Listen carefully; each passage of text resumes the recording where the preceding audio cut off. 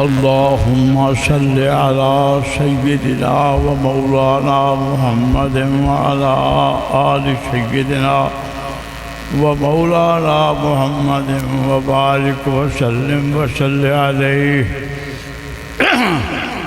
عزیزان محترم، آپ کا یہ جمع ہونا آپ صلی اللہ علیہ وسلم کی ختم نبوت کے موضوع پر تو آپ کے پکے مومن ہونے کی دلیل ہے۔ آپ صلی اللہ علیہ وسلم چونکہ آخری نبی ہیں، اللہ تعالیٰ نے پہلے ہی فیصلہ فرما دیا تھا۔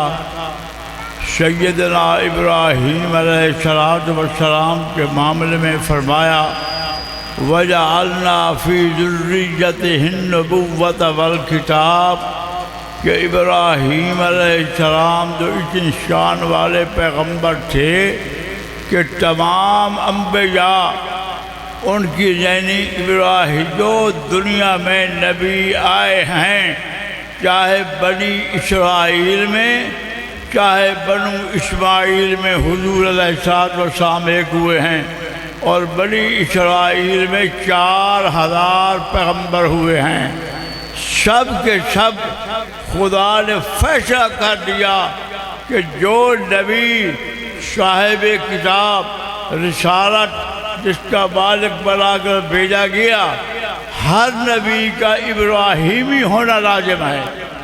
جو ابراہیم علیہ السلام کی اولاد سے نہ ہوگا وہ نبی ہو ہی نہیں سکتا۔ قرآن نے فیصلہ فرمایا وَجَعَلْنَا فِي ذُرِّيَّتِهِ النُّبُوَّةَ وَالْكِتَابَ کہ ہم نے ابراہیم علیہ السلام کی ذریت میں، اولاد میں، نسل میں کتاب یعنی نزول کتب، اور اس کے ساتھ امامت نبوت جو ہوگی، جو انبیاء تشریف لائیں گے سب کے سب کون ہوں گے؟ ابراہیمی ہوں گے۔ جو ابراہیمی نہیں وہ نبی ہی نہیں ہو سکتا۔ اس واسطے آپ اس پر یہ فیصلہ فرمائیں کہ حضرت ابراہیم علیہ السلام کے دو صاحبزادے حضرت اسحاق علیہ السلام اور حضرت اسماعیل علیہ السلام، حضرت اسحاق علیہ السلام کو اللہ نے یعقوب علیہ السلام اور لڑکی عطا فرمائے، پھر یعقوب علیہ السلام کی ذریت کو بنی اسرائیل کہا جاتا ہے۔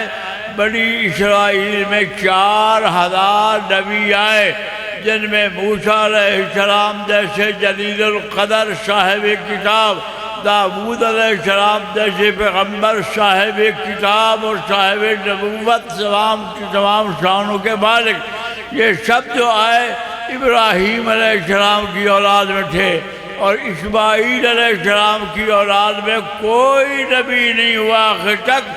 آپ صلی اللہ علیہ وسلم حضور اکرم صلی اللہ علیہ وسلم تشریف لائے، یہ ایک تو فیصلہ یہ ہوا کہ نبی ابراہیمی ہونا لازم۔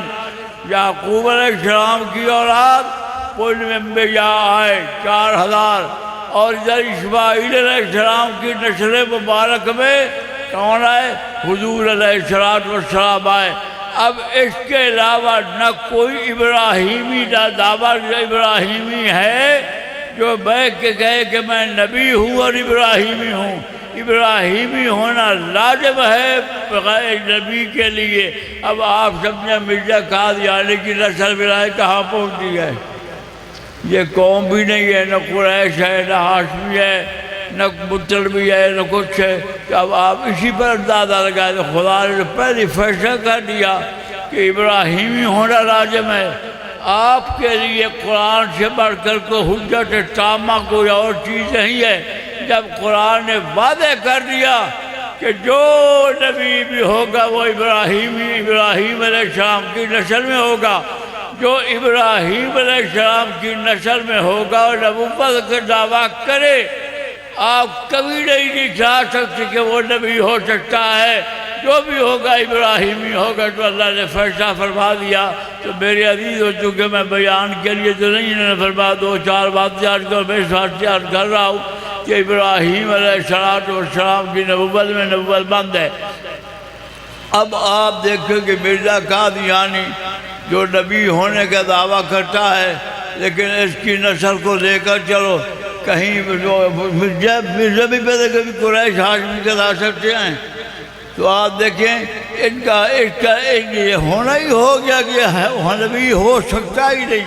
جب قرآن نے فیصلہ فرما دیا تو آپ صلی اللہ علیہ وسلم چونکہ آخری نبی ہیں، اور معاملہ یہ تھا کہ اول ما خلق اللہ نوری، سب سے پہلے حضور علیہ السلام کے روح مقدس اور نور مکرم کو پیدا فرمایا۔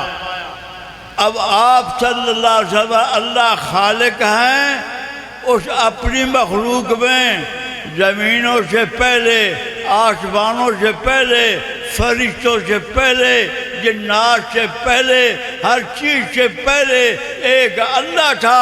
اپنے صفت خلق کا اظہار کیا کہ میں خالق ہوں۔ اس خالق نے جو سب سے پہلے جس ذات کو بنایا وہ میرے نبی مکرم کا روح مقدس و نور منور تھا، آپ صلی اللہ علیہ وسلم۔ فلہذا اول ما خلق اللہ نوری میرے نبی نے فرمایا، تو آپ جگے ہوئے۔ اب اس کے بعد جگے اول بھی آپ اور اب آخر بھی حضور علیہ السلام، نہ آپ سے پہلے کوئی نہ آپ کے بعد کوئی۔ تو فلہذا میرے عزیزو لمبی بات کی ضرورت نہیں، اتنی سمجھیں کہ حضور کے بعد نہ کوئی نبی ہو سکتا ہے، نہ وہ ہونا ہے، نہ ممکن ہے۔ ہاں دیکھو، اگر کسی نبی نے آنا ہوتا تو میرے نبی ضرور ظاہر کرتا، عیسیٰ علیہ السلام تشریف لائیں گے، قرآن نے بھی کہہ دیا۔ اگر کوئی نبی نیا آنا ہوتا تو حضرت حضور علیہ السلام فرما دیتے۔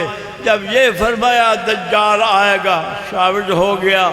یہ فرمایا کہ عیسیٰ علیہ السلام آئیں گے، ثابت ہو گیا۔ یہ فرمایا کہ امام محمد مہدی آئے گا، یہ بالکل صحیح ہے، ایسا ہی ہوگا۔ جو آپ نے پیش گوئیاں قیامت تک دی ہیں، ہر ایک سچ اور حق ہے۔ جب معاملہ نبوت کا آیا تو آپ نے فرمایا لا نبی بعدی، میرے بعد کوئی نبی ہو ہی نہیں سکتا، نہ کوئی اس لائق ہے کہ وہ نبی بن سکے۔ تو اللہ تعالی ہمیں آپ صلی اللہ علیہ وسلم کی نبوت پر کامل ایمان اور اس پر منت کرنے کی توفیق عطا فرمائے۔ ابھی الحمدللہ آپ آج ہر سال جلسہ کراتے ہیں اسی موضوع پر، تو انشاءاللہ آپ کی شفاعت کے لیے یہ بہت بڑا ہی خدا نے عمل آپ کو دیا ہے کہ حضور کی ختم نبوت کا اظہار ہو جائے۔ اللہ آپ پر اور میرے پر رحم فرمائے اور اسی عقیدہ پر قائم دائم رکھے اور اسی پر انتقال ہو۔ وآخر دعوانا الحمدللہ رب العالمین۔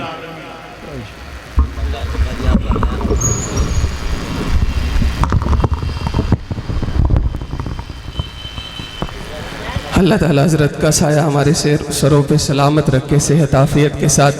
تاریخ شاہد ہے منکرین ختم نبوت نے اور منکرین صحابہ نے جب ہر دور میں مار کھائی اور میدانوں کے اندر یہ اپنے دور میں میدانوں سے بھاگ نکل کھڑے ہوئے، ادھر صحابہ اکرام سے مار کھائی، پھر گھروں میں جا کے گھر والیوں سے مار کھائی، تو ان ظالموں نے اپنا طریقہ کار بدلا، اور وہ طریقہ کار بدل کے پھر میدان میں یوں آئے کہ انہوں نے عالم اسلام کے نوجوانوں کو گمراہ کرنے کے لیے طرح طرح کے پروپیگنڈے شروع کیے، اور ان میں پھر روٹی کپڑا مکان کا نعرہ اور طرح طرح کی سوشل ورکنگ کی آڑ میں انہوں نے کسی کی فیس جمع کرائی، کسی کا بل جمع کرایا، خاص طور پہ یتیموں اور بیواؤں کو سہارے کے نام پہ انہوں نے ان کے ایمانوں کو لوٹا ہے۔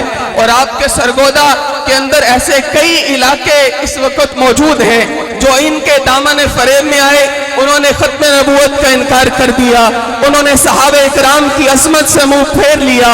اب ان لوگوں کا سہارا بن کے ان کے ایمان کو بچانے کے لیے آج کی اس کانفرنس سے ہم یہ سبق سیکھ کے جائیں گے کہ انشاءاللہ العزیز جیسا میدان کفر سجائے گا ویسا میدان لگا کے ہم بھی میدان میں اتریں گے۔ صحابہ نے میدان جنگ میں ان کو ہرایا، الحمدللہ ہم نے بھی میدان جنگ سے لے کے عالمی سطح تک اور عالمی سطح سے لے کے رفاعی سرگرمیوں تک، رمضان ویلفیئر